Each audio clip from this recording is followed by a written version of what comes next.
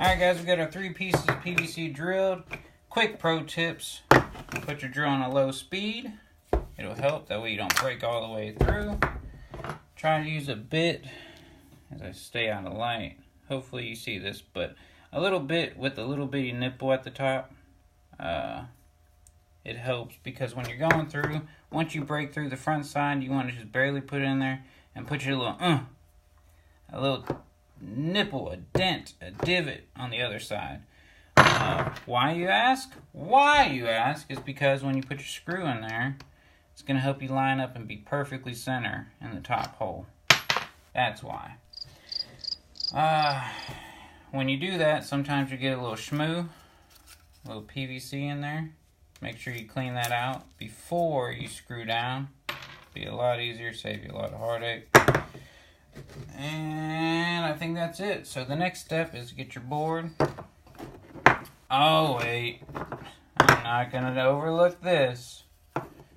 Brad screwed up. This middle one is measured in at 1 inch a piece. So what do we do? How do we fix this screw up? We don't. Throw it away. Catch another piece. Start over. It's PVC. It's not gold. Alright, so we made our lines on our board approximately where we want to space them apart. Depending on what you're putting in there, if you're putting wrenches, you want to measure the heads of the wrenches that are going to sit next to each other. Because if you got a big wrench, you're going to have a big head with a big wrench, right? You're going to want to space them further apart. If you're just doing screwdrivers, they're going to be closer together. Pliers, same thing. You just got to know what you're using these for ahead of time. And mark them accordingly. When you're putting them from the top, thinking about how far you want them from the top.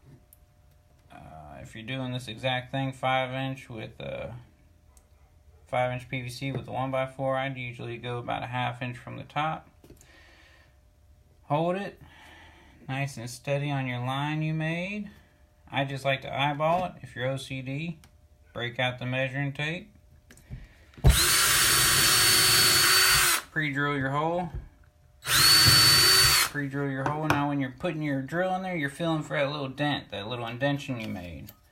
Hopefully you got the schmoo out. If you didn't, oh well. You'll get it with a chisel or a screwdriver later. Put those down a little bit more. Put those down a little bit more.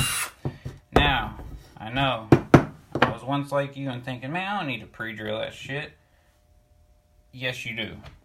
Which is going to happen, and it's going to happen. You're going to make a nice long row line of these. You're going to put the screw in nice and slow to where you don't crack your wood. You're going to get to the last one, and you're going to send a big old crack down it. You got to start over. Use a small drill bit. Pre-drill your holes. It won't guarantee your wood won't split on you, but it definitely helps. So I'm going to go ahead and line up the other one, pre-drill it, sink my screws in, and then I'll be back.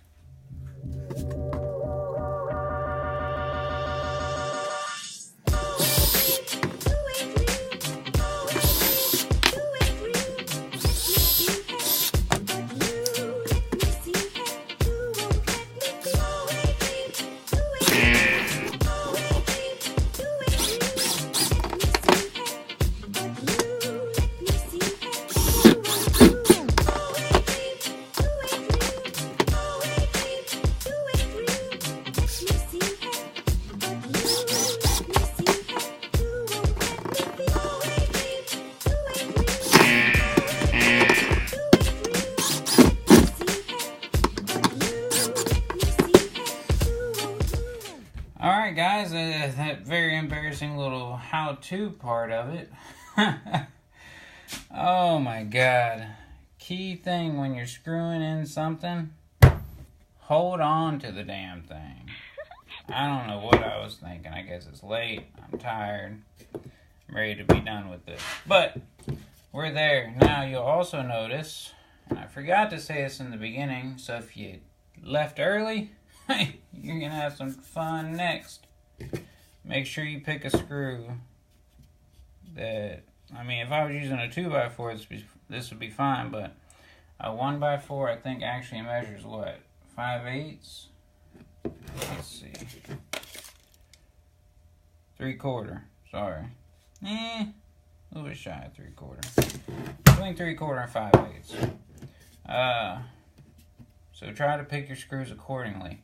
But if you're like me, you just want to make do with what you got. Get you a grinder or a sawzall. Just cut the tits off of that. These are never coming off anyways. So the next step from here, paint them if you want to. Whatever paint's on sale. But they'll work just fine without paint. Screwdriver. Pliers. Whatever you want to use. Whatever size you want to make them. It's very versatile. Now you say, okay, that works for screwdrivers. How about wrenches? Well, I'm going to tell you the wrenches are kind of a pain in the ass. At least with the sawzall. But for the wrenches, all I did was measure about right there to right there. Depending on the thickness of your wrench, you might want to go wider. And you draw your line. Maybe get a speed square to draw a nice straight line. And see, here's the trouble with the sawzall. If you ever use a sawzall, you know this. When you're first starting that blade is reciprocating and it's fucking going everywhere. That's why if you look at mine, they're not the straightest cuts. But I'm not very OCD. I just wanted something that held my shit, so I went with it. I would say to get your cleanest cut, use one of them little vibrating saws. I can't remember what they're actually called, but they have all the weird, crazy attachments. Those would probably work good. Cutting blade on an angle grinder would probably work good, I'm guessing. I haven't done these. I use a skill saw. I ain't give a shit. It's what I had. I used it. Worked fine. Not a skill saw. A sawzall, a reciprocating saw. Or like I said, if you really ain't got either of them, draw your line. Be careful not to cut yourself, because I have. And if you just continually score, go a little harder, a little deeper with each score, you can get through Schedule 40 PVC with the razor knife. It takes some time, it takes some patience. It's what you want to do. So, that's it. That's the gist of it. If you want to put your wrench in there, measure the thickness, cut your slot where it goes in, then turns. See, this 3/4 wrench would fit perfect in 3/4 conduit once you cut the slit. So that's it. That's all she wrote. I hope y'all enjoyed me making a fool out of myself trying to get damn screws in here. Can't believe I did that. I should probably retape that. I'm not going to. It is what it is. Shit happens. Last but not least, leave me a comment what you think about these. Are they a piece of shit? You gonna make some? Should I patent these? Sell them for $20 a piece on the internet. That's what I should do, instead of making damn YouTube videos.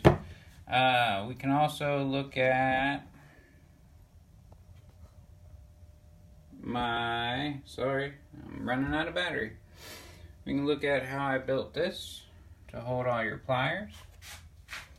Or my screwdriver, spray can, nut driver holder. And I can even teach you how to hang your wrenches. Or hammers. Or grease gun. So, if you want to see a video for those, I mean, I'm more than willing to do it. They're very simple as well. Very cheap. All this shit is made out of scrap wood. Leave me a comment. Let me know what you think. As always, if you like the video, please hit that like button. And it don't cost you anything, but will mean the world to me and definitely help me out. Hit that subscribe button down there. It helps me out. Don't cost you nothing. I ain't trying to make money from YouTube. I just want some damn free tools. That's all I want. Free tools to review. Maybe better tools to help make shit nicer. You know, that would be nice. Hell, if I could make a little money, cool. But it don't cost y'all nothing to subscribe. If you're watching this video, don't be an asshole. If you're watching anybody else's channels, and let's say you go to that channel more than once or twice a week, don't be an asshole. Subscribe to that dude. Help him out. He's putting time and effort in. You can't click a button? Pretty shitty of you. You should be ashamed of yourself. But, again, my name's Brad. Tough Tool Reviews. Hopefully this is under 20 minutes. And we'll holler at you next time.